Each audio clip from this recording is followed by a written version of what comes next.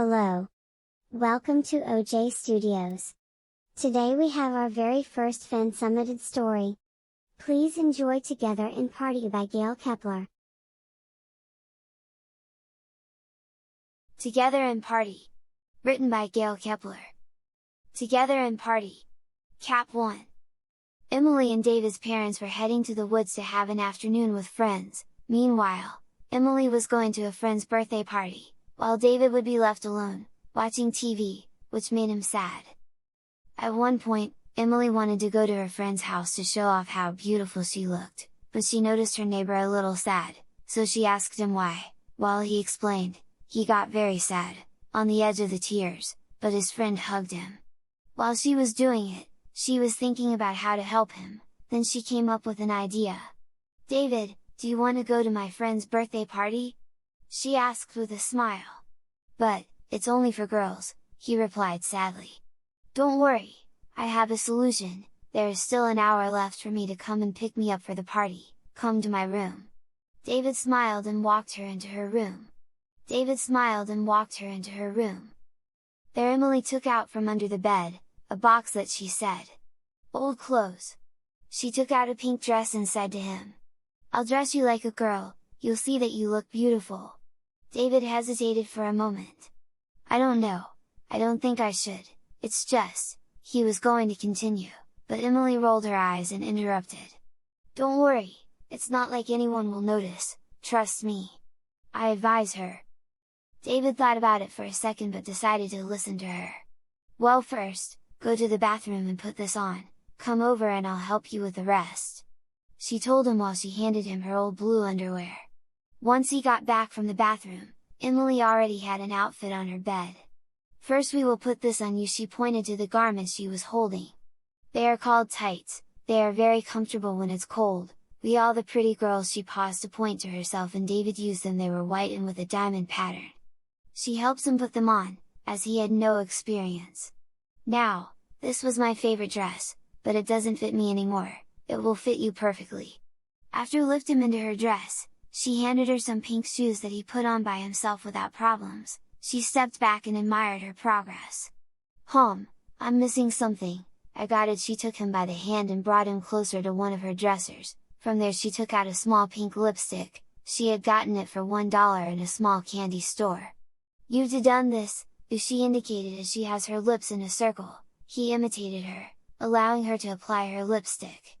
"Well, now absorb your lips," he did it. "It tastes like strawberry," she said with a smile. Emily was more and more satisfied, then she put a necklace with a pink butterfly and finally some earrings. "The holes are not necessary, these are clasps," she explained while she closed them. She gave him a look up and down. "Aw, you look beautiful, Avi," she said with shining eyes. "Avi?" she asked. Emily directed her to the mirror where she could see herself. There she let out her breath and then smiled and giggled. "I look very handsome, no, pretty," she said, very happy. "I told you that you would be," Emily added. This time, it was Avi who hugged Emily.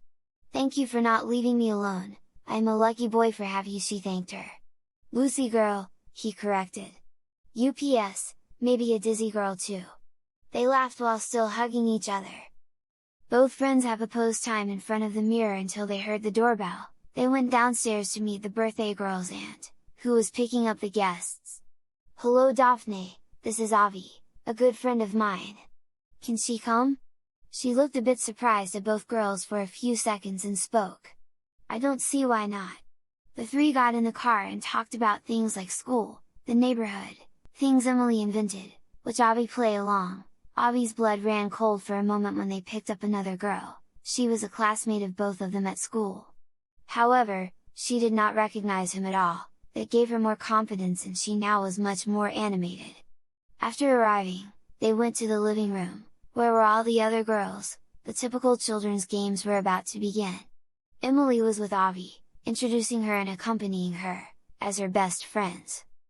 Daphne was in Karen's room, the mother of the birthday girl. They were picking at a plate of potato chips that she had secretly taken from the living room.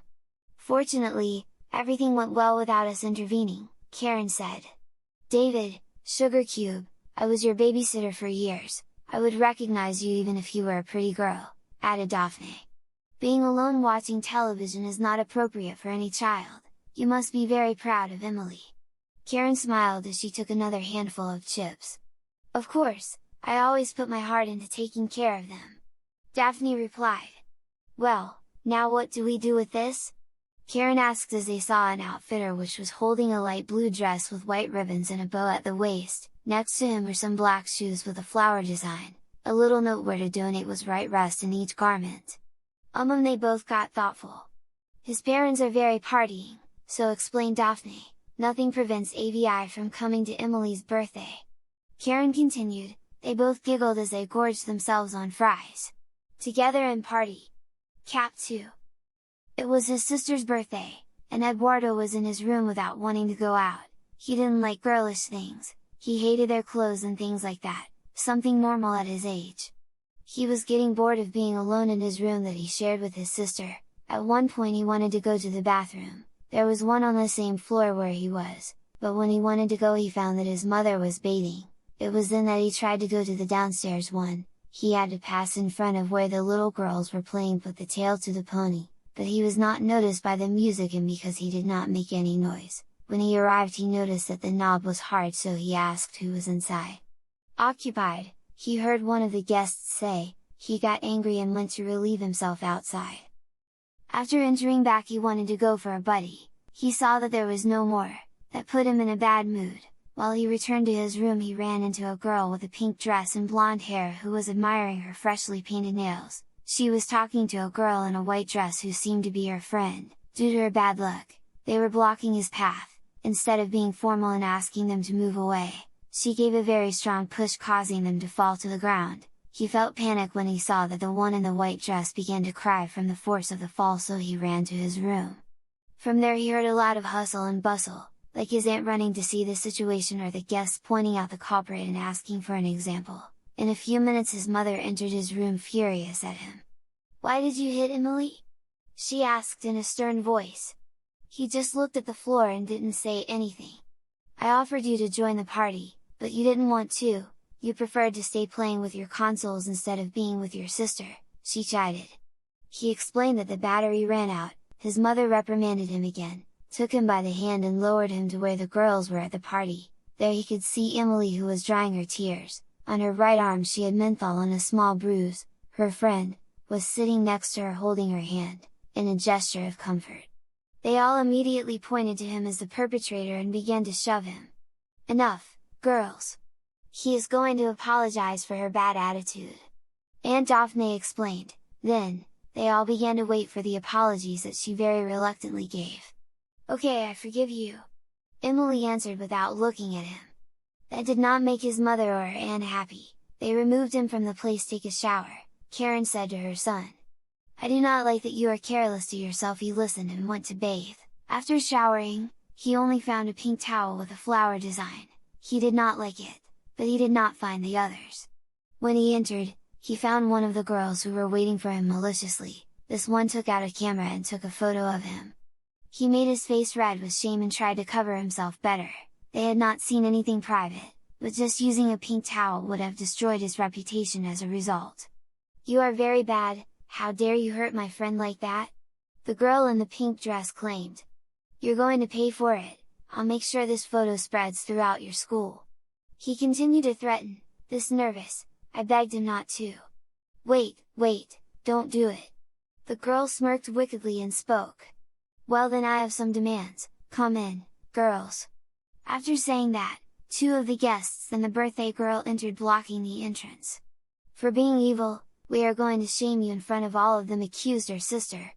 "What are you going to do to me?" he asked, terrified.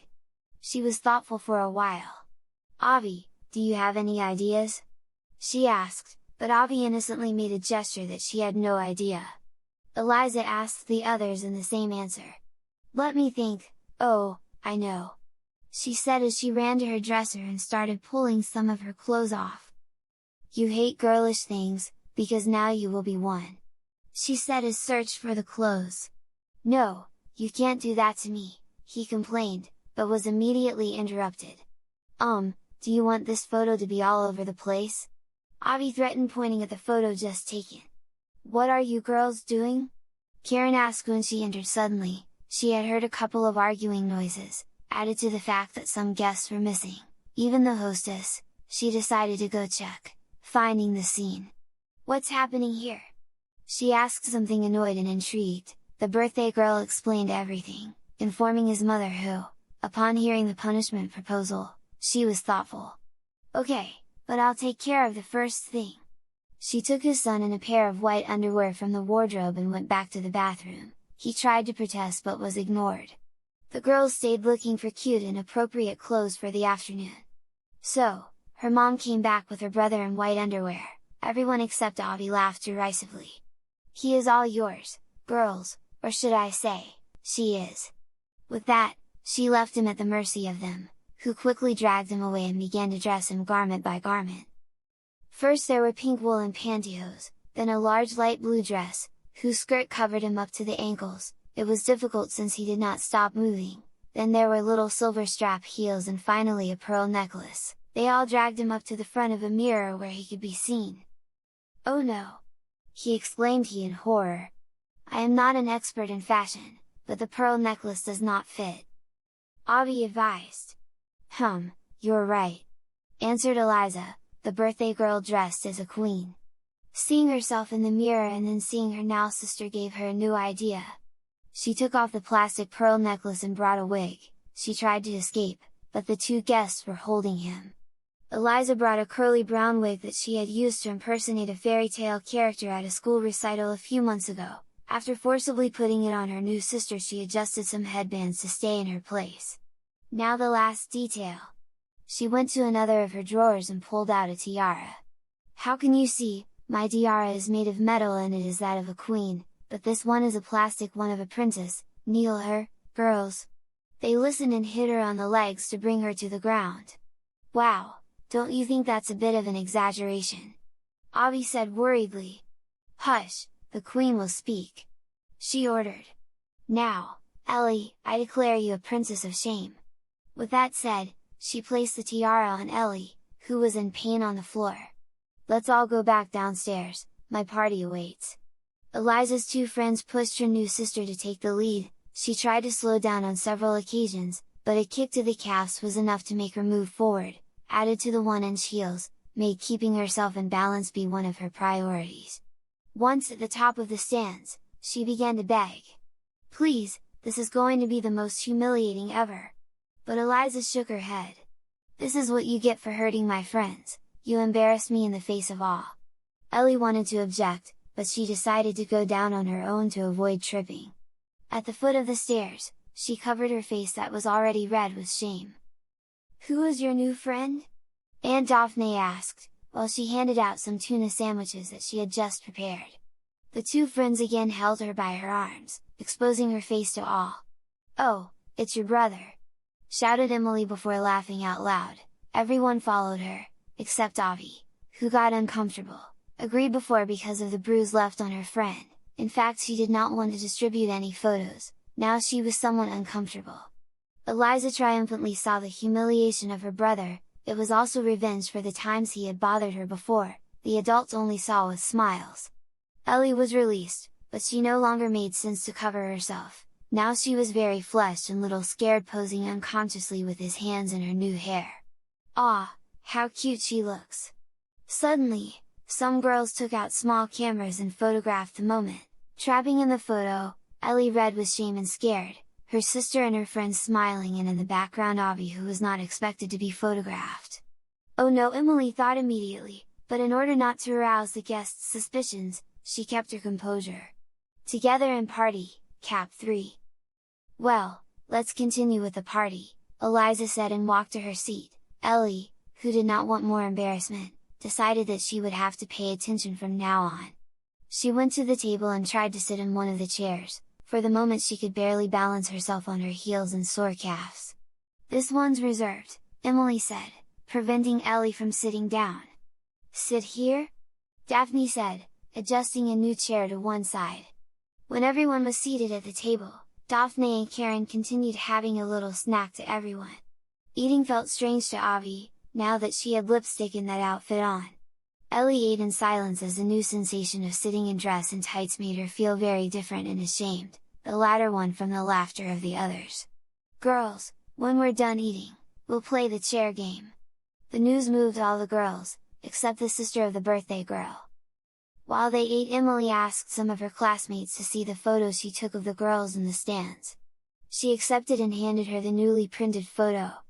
Avi also looked out to see the result and they were both surprised. Avi went completely unnoticed.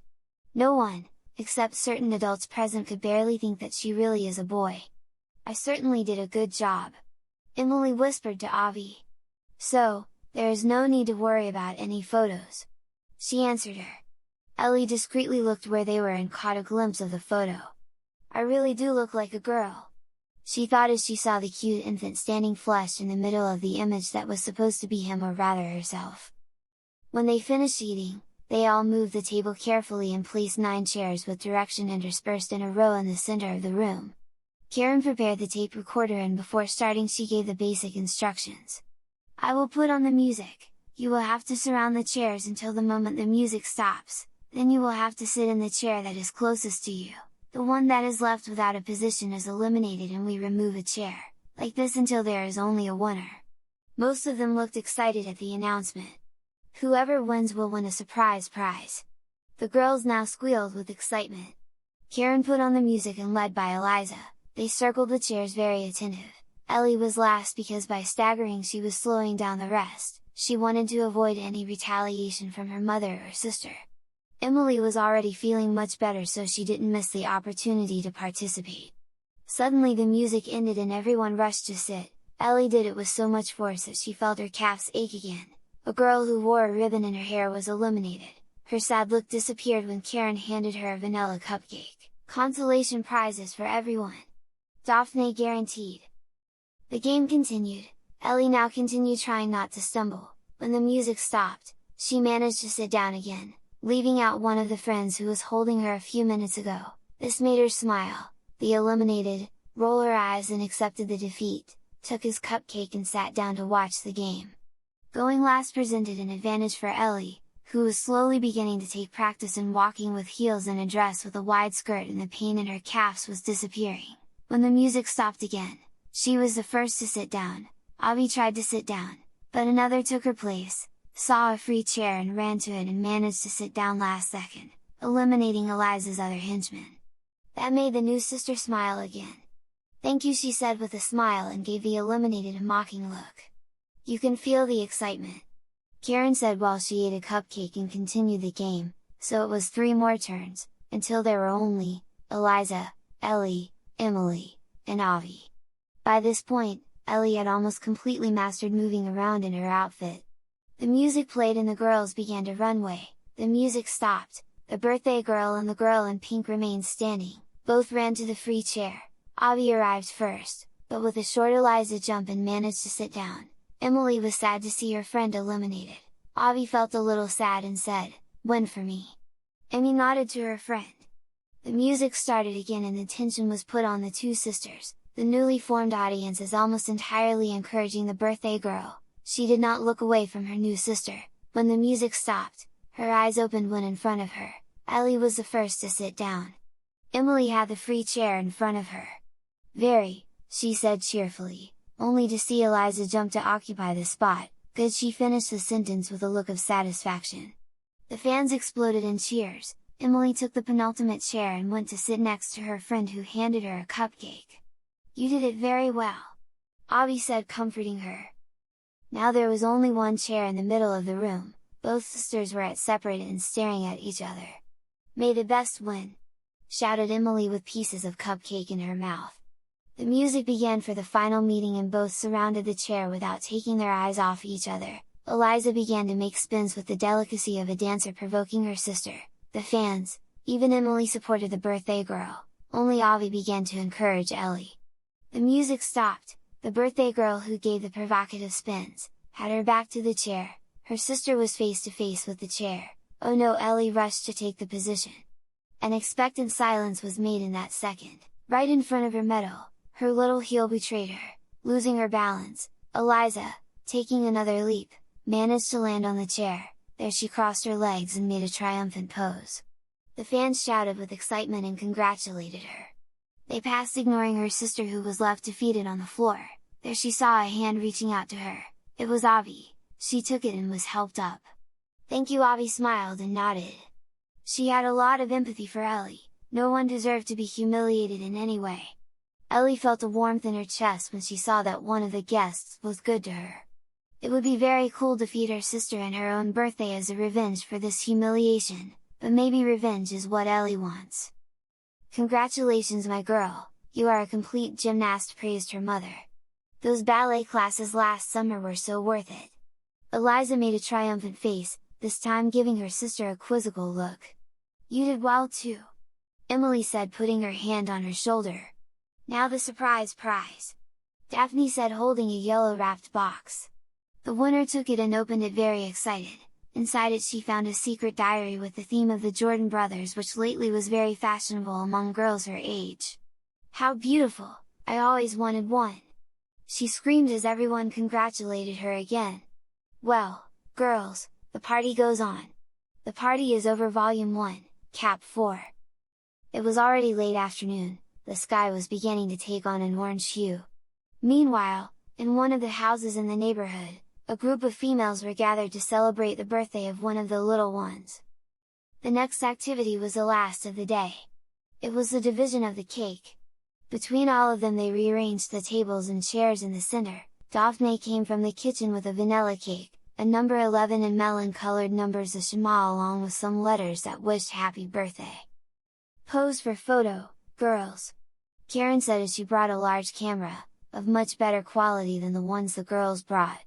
Most of them gathered around the smiling birthday girl. "Oh! Did I misspell?" Karen looked sternly at Ellie, who was hesitating whether to be in the photo or not. Avi wasn't posing either. She in her mind doubted that she would come by later with the photo. Would she use it against her? Hanging out had been fun, but being exposed would be something bad. Sweetheart, with that last wake-up call, she hurried to pose for the photo. "Hello, Kate." Karen indicated to take the photo. Ellie psyched herself up to cooperate and gave the best smile she had, in that she noticed that Avi was not in the photo. At the last second, she grabbed her wrist and pulled her towards the group. Cake was heard among many voices and a flash dazzled the room. In the photo, a set of 10 happy girls were seen, each wearing a unique dress in both design and color. They looked adorable. Daphne had taken the opportunity to sneak in with a large mirror, achieving that Karen was included in her capture where she had a look of softness. The birthday girl in the center was the most radiant with her melon-colored dress and blonde curls. Her 6 friends had smiles full of that spark those children have. On the right 3 girls stood out. Emily and Ellie hugged Avi with a smile, who had a look of sweetness. "What a moving moment!" Daphne said. She left to save the roll away and returned with several solid cardboard pastry spoons. They all sat at the table to receive a piece of the cake. When she cut it, she revealed that inside it was filled with rainbow biscuit, many gummies, chocolate chips and chopped candy. All the girls' eyes shone when they had their portion, with which they delighted like never before, because, to tell the truth, it was the first time they were at a birthday party, and it was even the first time they consumed such a dessert. "Delicious! This is really delicious!" One of the girls in a purple dress commented. "I baked it," Karen replied. "You are a very good pastry chef." Julia, the girl in the orange dress, congratulated. "Thank you!" Karen was flattered. "The wonders you can do with ingredients from the dollar store," she thought as she delighted in her creation. Avi felt very happy, like never before, despite the fact that her dress was beginning to feel a bit heavy and cumbersome. The taste of the dessert made up for it a lot. Ellie felt a similar way. Not only did she think how nice she felt, but that she almost missed out on all of this by being grumpy. Suddenly, Aris, the girl in the light blue dress, had the idea of throwing gumdrops into the air and catching them in her mouth. The other girls didn't try to replicate the trick, but they thought it was funny and admired her. She suddenly threw one without measuring the force and it fell on Daphne's glass of water, causing a multiple suspense gasp. "Slow down, clever girl," Daphne said in an animated tone. She didn't remove the gumdrop, she left it in an attempt to flavor the drink. "My bad, so sorry." Aris dropped the tricks and continued with the cake like the others. When everyone was done, they put the disposables in a little black bag.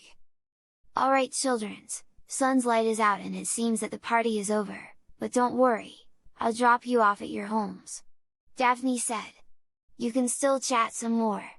With this news, the guests were saddened. "It was incredible," little Vicky said. "Exact," Karen added. "Remember, while the party is over, there are still other exciting things you can do," Karen continued. "Like going to school," Daphne commented, causing a couple of nervous giggles from the girls. "You still have many things to live for, you have a whole life ahead of you, girls," Karen explained. "Take advantage of it, you may not always feel happy, but it is better to feel good about yourself." Despite not understanding the last quote, they all thanked for the advice. "Another point," Karen said. "Let's keep everything about our special guest as a secret." "Our secret," Daphne clarified as she stroked Ellie on her wig. The room was filled with giggles as Ellie blushed. "Girls, please!" Daphne said, winking at them. Okay," said Miko, Eliza's second best friend. One by one they joined the agreement. "Perfect, you are a sugar cube." "Ladder, Elizabeth," Carly said. "See you on Monday, homie." In this way, each guest personally said goodbye to the birthday girl with a hug and reiterated her thanks to her mother and aunt. "I'll be back for you, first I'll leave your friends," Daphne said as she started the car.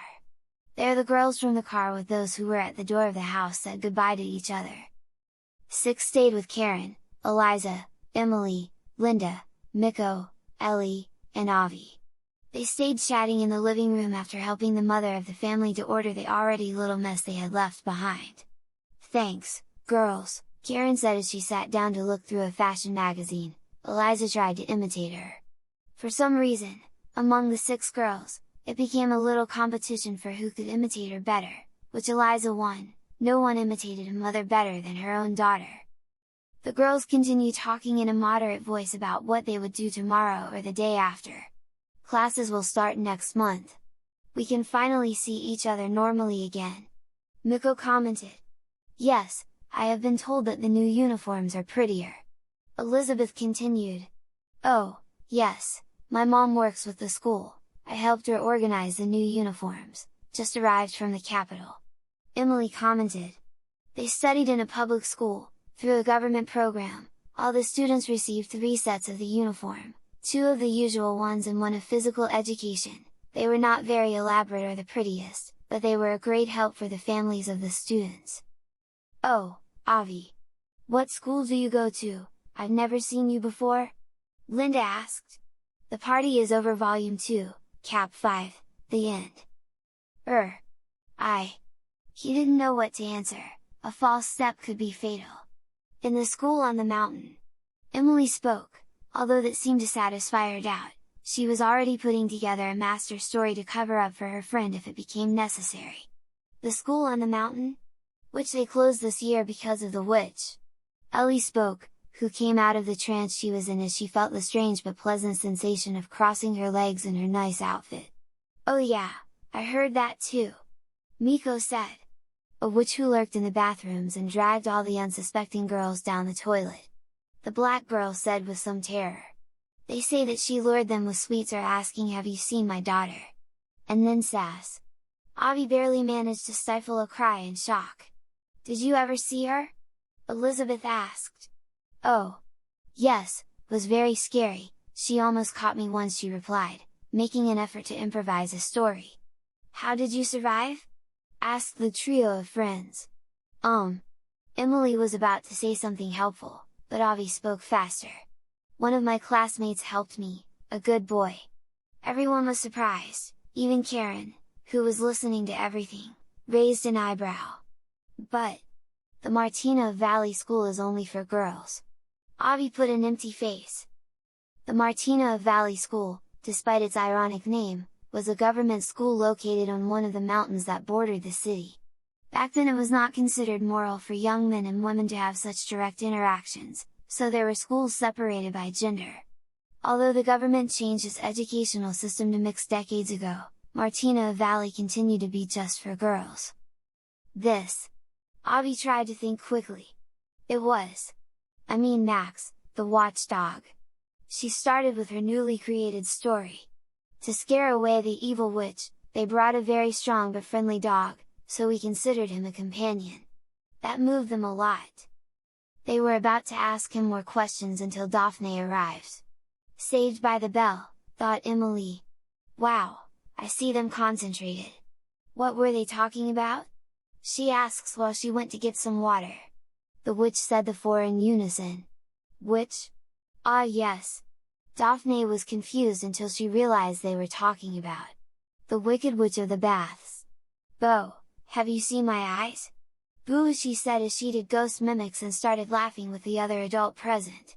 Those stories have been around since me and Karen were at your age at that school, it is only temporarily closed.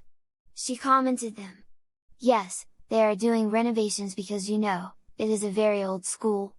Karen added. Well, not as old as her. Daphne pointed to the mother of the family while she laughed a little with the girls. Ha! Very funny, I remind you that I am younger than you. That made them all laugh. See ya Avi, it was nice meeting you. Ellie said with a smile. I hope to see you again. She said that last one blushing a little. Yes, me too. Elizabeth added. Like the rest, they hugged each other as a goodbye. See you, Mrs. Karen. She also said goodbye to the mother of the family, who returned the gesture with a smile. Avi and Emily sat in the backseats, also saying a cordial goodbye to Miko and Linda as they were dropped off at their homes where their parents greeted them warmly. Daphne slowed down and cautiously entered the street where Avi lived, making sure her parents hadn't arrived yet. That's good, we have free rein. She commented to them as she parked in front of Emily's house. David, I'll walk you home, change your clothes there, I'll help you return it to Emily without anyone noticing her. She suggested her. There is no need. Emily said. It's old clothes, my mom doesn't even remember them anymore. She assured her. Also, David looks great as Avi. Daphne giggled, she liked Emily's good intentions, but deep down she knew that couldn't be possible. Then, it will be better if I keep it, David's parents could easily find it, and we don't want that, right? Emily began to get the point. Avi, who was already very comfortable in his outfit, felt a little sad. Don't worry, there will be a next time. Daphne assured them. Well. Okay. Avi agreed. Thank you so much, Emily, thanks to you, I had a very good time today. She commented to him while she touched his shoulder. You're welcome, Avi. They tried to give each other one last hug, but the seat belts would not allow them. Oh, how silly! They unbuttoned them and joined in a warm embrace. Meanwhile, back at the birthday girl's house, she stood with her new sister watching a cartoon, both still in their dresses. Girls, you better get changed. No, Mom, I want to stay like this a little longer. Eliza pouted. Ellie on the other hand, she had had a great time, but she considered that it was a good time to change. Change, Sugar Cube! You don't want your dress to get ruined! Eliza protested a little more, but in the end he accepted. Both went to the rooms, Karen helped Ellie to take off her dress and the rest of the feminine implements, which lasted a couple of minutes, but in the end, he was Edward again. She took them to the bathroom, gave them makeup remover wipes and told them how to use them. You always have to remove all your makeup, otherwise your face can be affected. She advised Eliza. Edward, you had fun, right? You know, none of this to her father. She ordered them, giving them a touch the tip of the nose to both, they nodded. Hours later David's parents arrived from their expedition through the forest and the mountains. They found his son watching his favorite cartoon. He ran to hug them once he saw them. Hey, champ! His father said. Did you do anything exciting today? Asked her mother, who was bringing Chinese food for dinner. David's good moments came to his mind, so he smiled, he knew he had to keep the secret. Yes, I saw one or another very exciting program about cakes. They laughed in response. I told you, he's old enough to take care of himself. His father commented, his mother rolled her eyes in disagreement. Karen took advantage of the fact that her husband went to sleep as soon as she got back from her walk with friends to take a cardboard tube where she had kept the roll and develop the photos in the darkroom that she had in her basement. Once obtained, she wrote some details on the back in a beautiful calligraphy. Eliza's 11th birthday. August 21, 2001. I keep the photos in an album where she had immortalized more family moments. The night was finally present throughout the city. All the children were in their beds, with their good memories still fresh, making them smile from time to time. David was fiddling with the little purple candle, one of the ones on the birthday cake, the only physical memory he had. There in the night sky, he caught a glimpse of a light blue shooting star. Inside his mind made a wish and fell asleep. In his dreams he could see his wish fulfilled. The end.